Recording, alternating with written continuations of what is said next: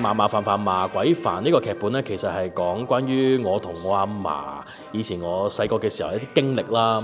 咁啊入邊會講到一啲生離死別啦，咁亦都會講到我同我朋友嘅一啲故事嘅。咁呢個劇本呢，其實都做過3次㗎啦。咁第一次就係15年嘅版本啦，係一個戲劇嘅版本嚟嘅。咁啊23年嘅時候就將佢改編成為一個音樂劇嘅版本啦。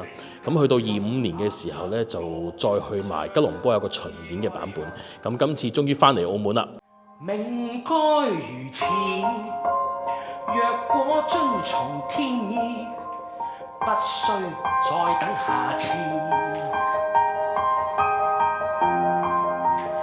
命本該如此。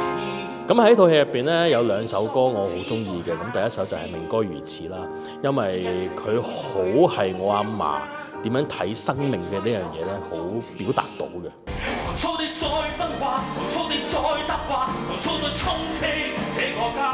咁另一首歌咧就係《狂躁》，因為佢亦都係好講到我阿嫲當時佢患病嘅時候，佢個人生係幾咁狂躁嘅一個狀態。